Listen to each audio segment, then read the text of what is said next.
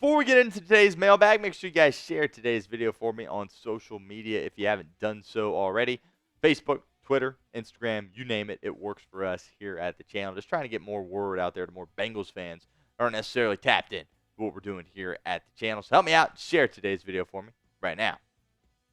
Tim Tyra getting us going here on today's mailbag. He said, if the Bengals somehow do not make the playoffs, will Zac Taylor be fired? He did fire and hire all new coaches.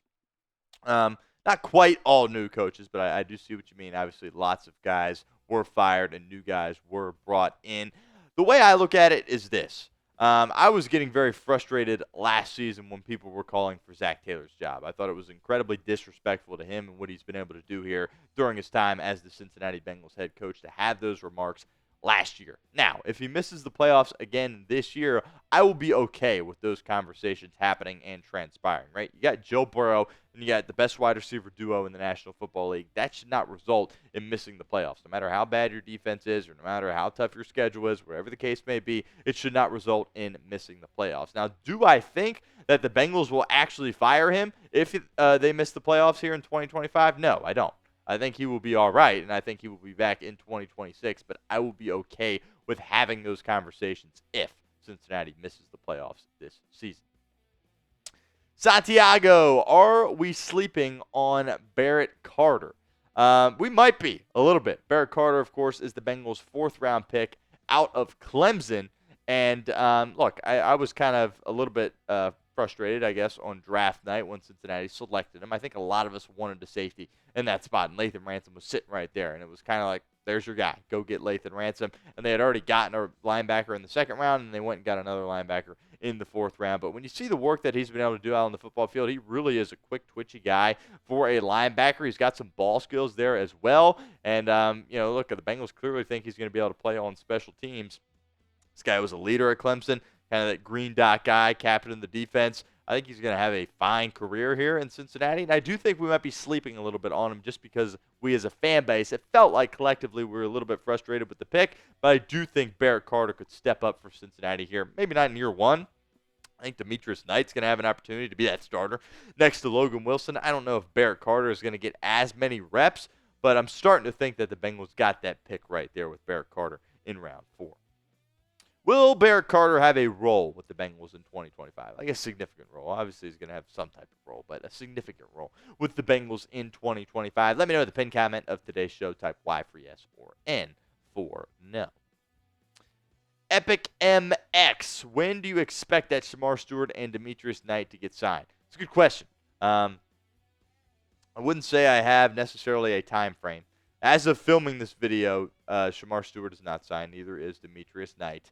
And Gray Zabel, who was picked at 18 overall, one pick after Shemar Stewart, has been signed. And Stewart has still not been signed. The Bengals remain confident that, hey, as more first-round picks continue to get signed, they'll figure it out with Shemar Stewart. And I do have a little bit of concern. Not that it's going to get signed. It's going to get signed at some point, right? But Amarius Mims, that went into the night before training camp, right before he signed. But he was still practicing with the football team. And that's why when the season came, he was ready to go.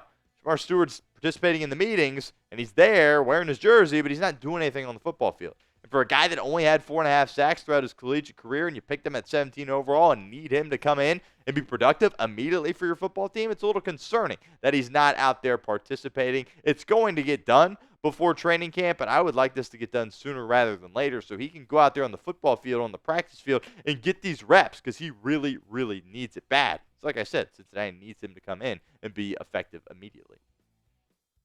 KB Poindexter. Do you anticipate any kind of scheme difference in the defense with the new defensive coordinator? Will they change to more of a 3-4? What do you expect and think? It's definitely going to be, you're going to get a scheme difference, right? Al Golden, we saw at Notre Dame, he loves playing man. So all these boys, they're going to be playing man coverage. You can bet your bottom dollar on that. And he's also going to simplify the scheme a lot more as well. Al Golden's kind of talked at length about doing that, right? You can only, put so much on these guys' plates because you don't want them overthinking out there. You just want them reacting to what they see on the football field. Al Golden's made it clear that that's how he wants them to be able to play. And you notice with the Bengals defense, once Lou Anarumo simplified some stuff for him down the stretch, they were able to play a lot more free and a lot more fast and go out there and play a lot better towards the end of the football season. So I do think scheme-wise it is going to look a lot different. A lot of man coverage there from Al Golden, so those DBs better be ready to go in that regard, but it's going to be a lot more simplified, and I think you're going to see a lot more success with this Bengals defense. Because you got to understand, when you're paying Joe Burrow and you're paying Jamar Chase and you're paying T. Higgins, you're always going to have a lot of youth on the defensive side of the ball, right? Because you're going to have guys that are on rookie contracts that you aren't paying a lot of money, right? And they're going to need to go out there and play at a high level, and I think more of a simplified defense will help them be able to do that. Continue with our show here in a second, but do want to remind you guys that you can get some Bengals Draft Hats courtesy of our friends over at Fanatics. Obviously, the NFL Draft is in the rearview mirror here at this point, but that's all right. These hats are still available. They've got some pretty cool ones up there on Fanatics. That's chatsports.com/Bengals Draft Hats. We'll put that link in the comment section and the description of today's show. One more time for you guys, chatsports.com/Bengals Draft Hats. B. Henry, do you think there should be a healthy competition at kicker? Do you trust Money Mac? I do think there should be a guy that is, there, right? It shouldn't just be McPherson throughout kind of training camp. There should be another guy, but I don't think it really should be a competition. You can phrase it as a competition if you want. There needs to be another guy out there kicking field goals just to apply a little bit of pressure on McPherson, but he's the guy that you signed. He's your guy. And obviously last season was not the season that he wanted or that the Bengals needed.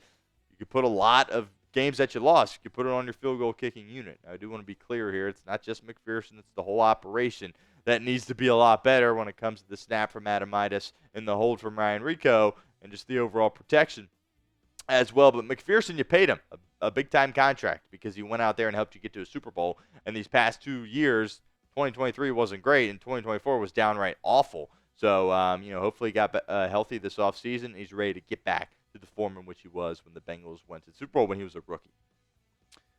Epic MX 690. Free agents you think could be possible targets for Cincinnati. We'll kind of merge this in here with William.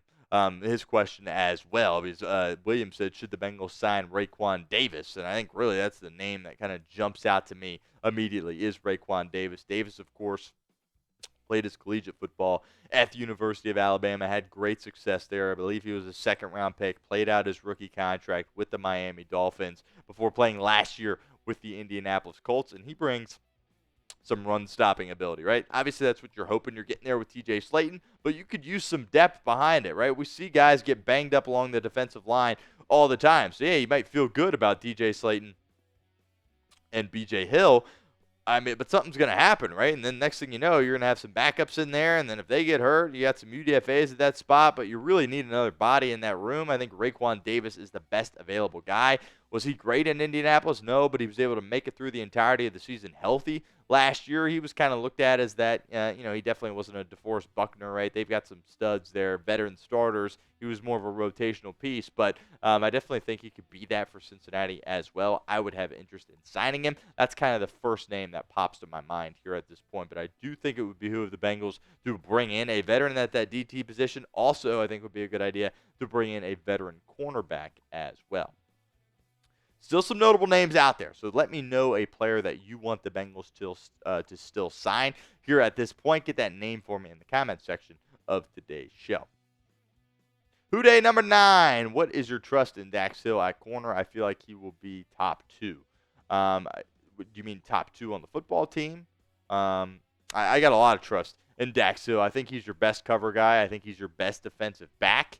But obviously he's coming off a serious injury, so you don't know exactly what kind of form he's going to be in once the season gets underway. Is he going to be able to move around like he did prior to the injury? But there's a reason Cincinnati picked up his fifth-year option, right? They got a lot of love and a lot of belief in Dax Hill. I do as well. As I just said, I think he's your best DB, and I got a lot of trust in Dax Hill. And if Dax Hill struggles this year, that's going to be an issue for Cincinnati because he's the guy that I trust the most in that defensive back room. Ben, did the Bengals hire a new offensive line coordinator, and do you think that Burrow will be better protected this season? Offensive line coach, yes, Scott Peters is the new guy that is coming in to replace Frank Pollock. And I do think the offensive line is going to be better. You're just getting another year for Amarius Mims. He was phenomenal as a rookie. You really hit that pick out of the park. Orlando Brown Jr. was having one of the best years of his career, but he wasn't able to stay healthy. Fingers crossed that he's able to stay healthy. I think you got a great center in Ted Karras. I'm really high on Dylan Fairchild, your third-round pick out of Georgia. That right guard spot, I've got questions there. Is it going to be Cody Ford? Is it going to be Cordell Volson? Is it going to be Lucas Patrick? I don't know. Could you still pick up a guy like Brandon Scherf? Sure.